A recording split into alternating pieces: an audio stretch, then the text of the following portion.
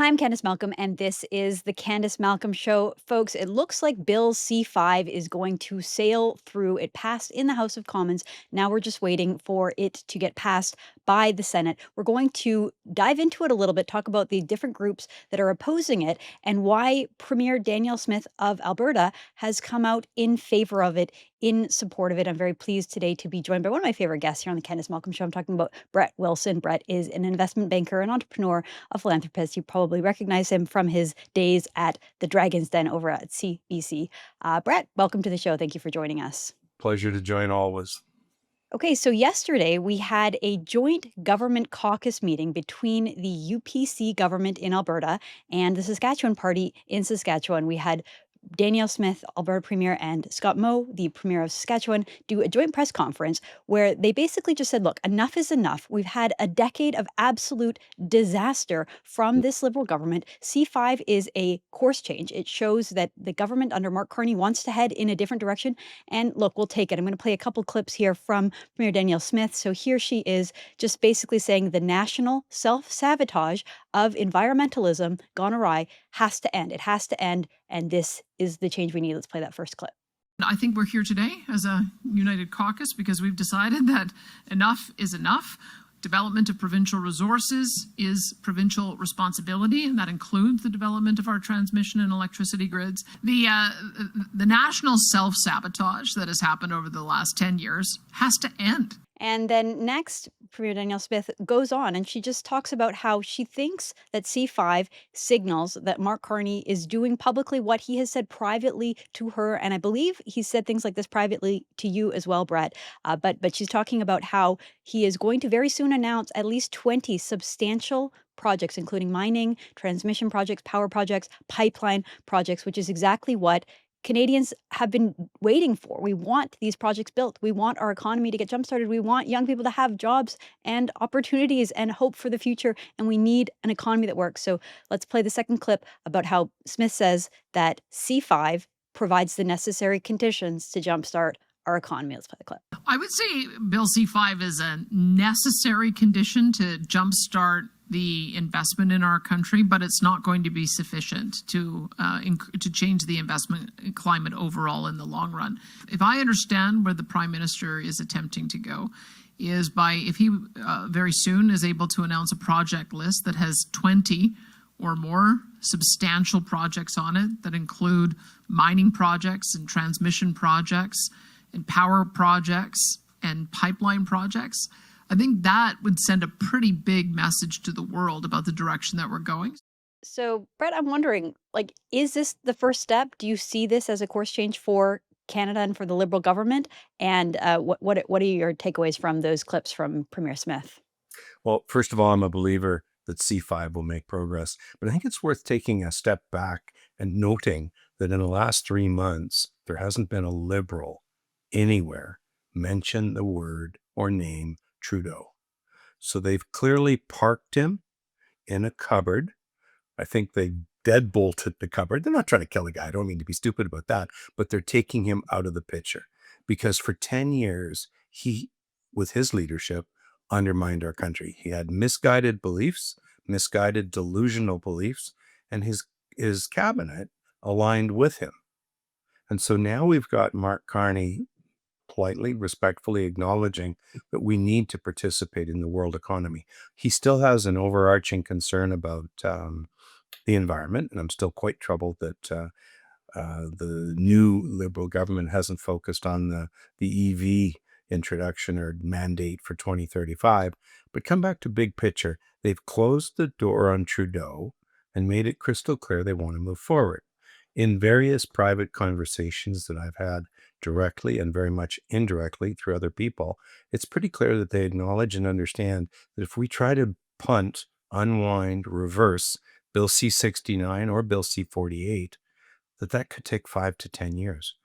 And now what they've done with Bill C-5 is effectively discovered, and I'm careful with this word, I think it overrides, bypasses, circumvents, overrules Bill 69 or 60, whatever it is, 6948. It allows us to get things done that are in the national interest. And I think that's what we keep hearing. And that's what I respect the most. Pretty clearly, it was Pierre Poilievre who laid the platform for everything we're doing. And the Liberals almost joke about the fact that they use Pierre's oversight and overview and plans, his policies. I mean, they can make fun of him now because he's not in the opposition. He's not in the driver's seat yet, but he will be. But it goes back to big picture.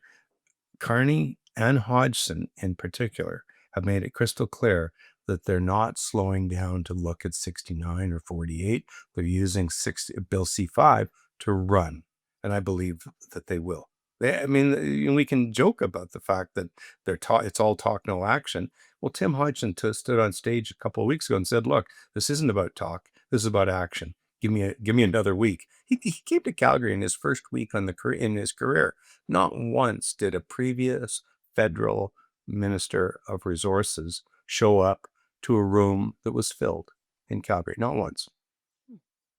Well, I tend to believe that, like, I agree with you that the purpose of C5 is they basically, the new Carney government came into office and said, we have a huge mess that we created, we Liberals created. And some of the people who perpetrated those laws, like Bill 69, are still in the room, are still at the table. We're talking about Stéphane Guilbeault, Chrystia Freeland, many of the other familiar cast of characters that are still there. Last time you were on the show, you mentioned that people around Mark Carney, maybe Mark Carney himself, said, look, don't pay too much attention to Stéphane Guilbeault and these other cast of characters. Focus more on ministers, new people like Tim Hodgson. And so, you mentioned that he came and spoke to a room full of Calgarians, which I guess is a good first step.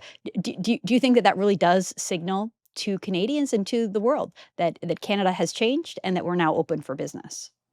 Canada or Calgary, and again, the business community I circulate with, and I do know a few people having been here 30, 40 years.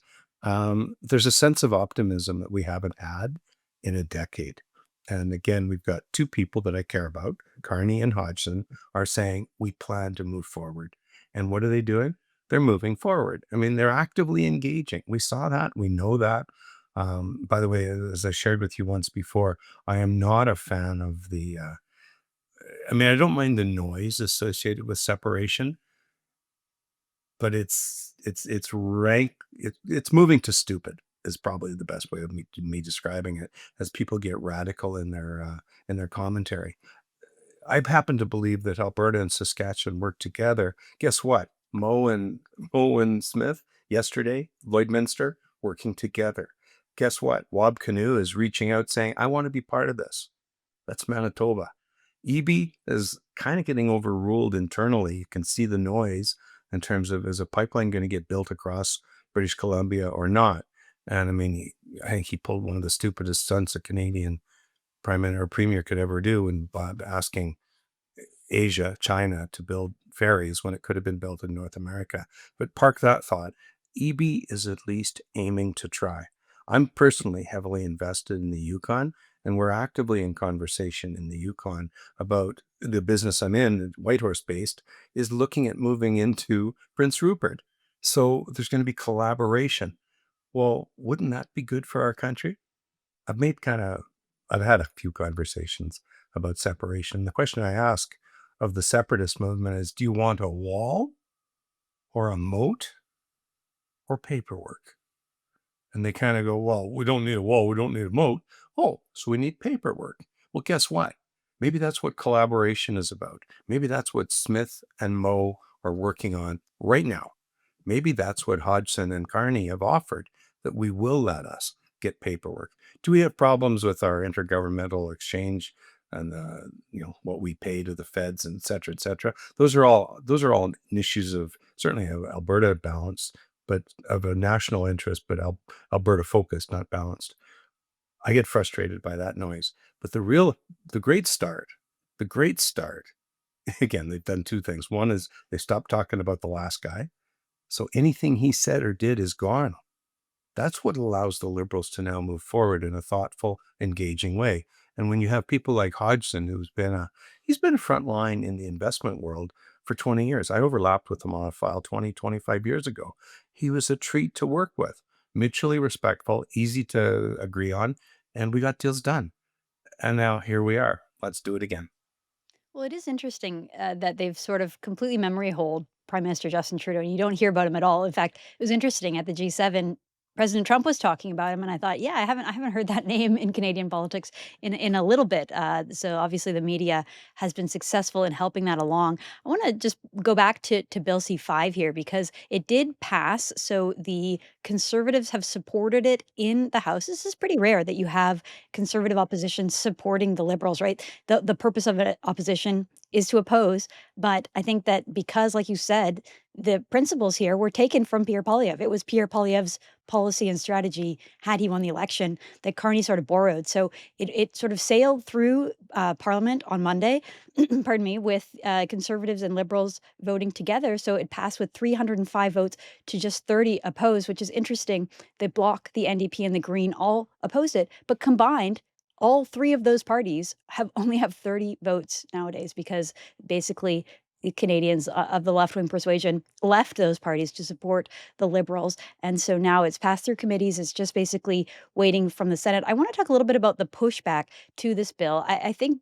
by and large, Conservatives have supported it, but I noticed in the Edmonton Journal, Lauren Gunter, who is a longtime national columnist, Yeah. said this. He wrote, "Conservatives must not support Carney Liberals' Bill C-5 power grab." And he really emphasized the fact that it does sort of override or circumvent the words that you were trying to find the laws, and that this is sort of slowly chipping away at our parliamentary traditions. It's nothing but a naked power grab that enables more power grabs. And, we should all be very weary and cautious of Ottawa centric ability to just ram through things that other parts of the country might not want.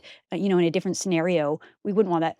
I personally I don't find this super convincing because at this point, Brett, I just want stuff built. I just want to have the economy moving again. And it seems to me that the government's always trying to grab power.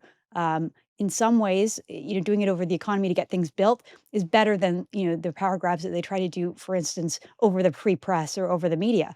This kind of stuff is commonplace now in Ottawa. I'm just wondering what your thoughts are on this line of criticism. Well, to build on a number of comments you made, first of all, the Bloc Québécois are a regional party. Why they're called and treated as a national party is slightly offensive to Canada. Number two, NDP lost their mandate. They're gone. They're irrelevant. And the noise that's allowed out of the Green Party, one person, is irrelevant. So 30 people who didn't vote in favor. But the two parties that generally collide, goes back to your first comment that the opposition's job is again, the word oppose is correct, but it's more than that. It's to try and challenge mistakes and do what's right for the country in the opinion of other people. Well, the beauty of this situation is that Carney and Hodgson, and ignore all the rest, have aligned with the thinking that building things is better than canceling things, postponing things, shutting things down. I've spoken with a First Nation leader in BC, Northeast BC, Northwest BC. He is 100% aligned and is certain that the First Nations, if sat and talked to, and again, not the elected leaders, not the hereditary leaders, but if the elected leaders are sat and talked to, there's deals to be done.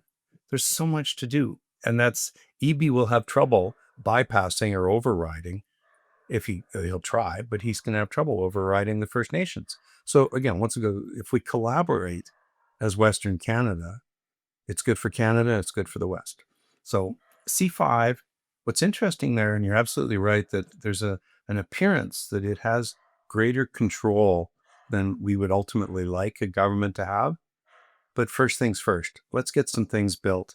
And at that point, let the opposition raise the flag if the Liberals attempt to take too much control of what we're doing. Okay, I have a couple of other examples of, in this case, MPs speaking out against this bill, not who you would expect. I'm talking about Liberal members of Parliament who oppose Mark Carney and what he's doing. So, first, here is a clip of Liberal MP Nathaniel Erskine Smith saying that Bill C-5 threatens Canadian democracy and it shuts down democratic debate, very much echoing the points made in Lauren Gunter's column. I just want to make this point, right? If a Conservative MP was speaking out against a Conservative bill saying it threatens democracy, it would be a huge national story. And the CBC would be playing it up. Look at the division. Look at, the parties, the weak leader can't control his caucus, parties in revolt, right? And Liberals do it, and it barely even gets coverage. But here is a Liberal MP accusing Mark Carney's bill of undermining democracy. Let's play that clip. This federal government is proposing to shut down democratic debate, curtail committee scrutiny, and jam the bill through the legislature. It would all actually make Harper blush. Liberals would rightly scream, that we would scream if a federal conservative government attempted the same. I just want to make this point that's almost line for line what Althea Raj wrote in the Toronto Star like a week ago. So either Smith there is getting his lines from Althea Raj or vice versa, but basically mirroring the image that it would make Stephen Harper blush to put forth an omnibus bill like this. Next, we have Karina Gould, who, you remember, she ran for leader of this party. She's seen as sort of one of the young leaders of the party. And she likewise told reporters that there is a duty and an obligation to ensure that Indigenous rights are upheld in the process. And she doesn't think that that's happening with this bill. Let's play that clip, please. There is a clear desire on the part of Canadians to be able to get big projects done in this country. We haven't been able to find the right balance in order to do that. There is a duty and an obligation to ensure that Indigenous rights holders are part of this process. So again, if it were Conservative MPs that were speaking out against their leader and saying that we failed to get it done, we didn't do what we need to do democratically, it would be a huge national story. It would dominate. And when it's happening to Liberals, barely even of note. And I'm just wondering what your take is of these Liberal MPs, sort of on the left side of the party, even speaking out against their government's bill. Well, in watching her ramble, I could sense that she was itching to say, under Trudeau, this is what we did. But she wouldn't. And again, she'd lose her job if she started to miss a line. It's one thing to challenge the bill and make sure that First Nations are respected, but I'm not aware of anything that's happening where we're saying, let's just override the First Nations. The goal is to override all the pause buttons, all the stop buttons, and get to the negotiating table immediately. And that goes back to their comment. It's going to take a couple of years. We don't just announce that we're building a pipeline. We don't just announce that there's a new LNG plant. We don't just announce that there's a new uranium mine. There's still approvals in process. And I don't sense that there's any desire on the part of the Liberals to try and bypass the respect that's required for the First Nations. Now, there's a lot of confusion within the First Nations. I know a number of leaders. Again, there's 650 unique First Nations. Do they all agree on anything? No. So that's part of the negotiating challenge that's put on the table. But I don't buy her position that the Bill C-5 is intended to override or overrule or demean or diminish the role of First Nations in our great country. Well, you're right. It's such the way that the media often speaks about First Nations, and particularly people on the left, they talk about it like it's a monolith and that they all disapprove of resource development. When, to your point, there's so many great chiefs out there that are the ones advocating because they want the resources for their young men to have work, for their reserves to have more funds and more resources. But to that point, there's a CBC story that came out yesterday. The headline says First Nations urged the Governor General to delay or even reject Bill C-5. I'm going to read a little bit from this. Some First Nations leaders say Bill C-5 shouldn't pass until Governor General Mary Simon, the first Indigenous person to be appointed to that role, addresses their concerns. She is the Crown representative, and I think she should be involved, said one First Nations leader. I'm hoping she's paying attention to what's happening here so she can be thinking about intervening. Wow. Getting the Governor General to intervene about, I don't know if that's ever happened. Finally, it says the process that led to Bill C-5 is a case study in how not to engage with Indigenous nations, said one chief, adding that there is no meaningful engagement or recognition of the complexity of rights, titles, and interests. I just need to make the point that Bill C-5 doesn't actually promote any one specific project, right? It's just changing the groundwork, saying that there are some very overzealous environmental rules that if there's something of national importance, it should be able to override it, which is well within the rights of the Prime Minister and of the government. And now, if there is one of those individual projects that First Nations have a major problem with, or one or two chiefs, then we can talk about that at the time, right? But this is just providing the framework. So this all just seems really, really overblown, hyperbolic, asking the king, basically, the Governor General, to step in and stop. I mean, talk about undemocratic, Brett. Like that to me is just a wild suggestion. What do you make of it? Well, clearly someone in the First Nations leadership is looking at Mary Simon, or Governor General Simon, as a First Nation leader, and she is. But that's not her role. She's not there to represent First Nations. She's there to act on behalf of the King, representing all Canadians in that conversation. So she's not ever, in my opinion, going to be entitled to even have an intervening role. I'm involved right now with permitting a coal mine. Not many people can say that, but it's an underground coal mine. It's metallurgical coal used to make steel, which is the essence of how we grow our world, our country. We had 2 First Nations that are regional approach us, look for a deal. They got a deal. We have royalties, we have work, we have respectful mutual commitments to the project. Then all of a sudden, 2 eco-justice and that type of party attempt to intervene, and they dragged through a lawyer in Vancouver 4 other First Nations in Alberta to complain for the sole purpose of also getting paid while we do this underground mine. Those First Nations are all 250 to 500 kilometers away from the mine. So my point is, and I mean this politely and respectfully, the First Nations aren't organized. And to think that some of their leaders pretend that they have the say and the voice of all 650 First Nations is misleading. And in fact, I'd call it a lie. We work collaboratively. I do a lot of work in the Yukon. I mean, my business investment in the Yukon, I'm the second largest investor, but the First Nations as a group own roughly 55%, 60% of the company. We work collaboratively all the time. Everyone's at the table. We arm wrestle. We negotiate. We don't always agree, and that's okay.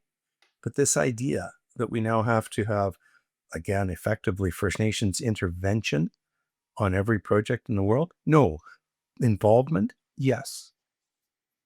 Well, that's certainly the type of thinking that got us into this problem where we can't seem to build anything, is because in some ways we're too collaborative. We wanted to hear from too many people. At a certain point, you just have to get things done to benefit the entire country, right? So you can't have the Governor General stepping in for one special interest group to when it harms objectively 95% of the By the country. way, it's really important to emphasize that Hodgson and Carney are talking a 2-year window. That's what they want to use to get projects going. And again, we're not going to approve anything in the first week, but I think the idea of having projects on the table and ready to approve at every level, they're going to accelerate the process. And it's a real treat listening to them.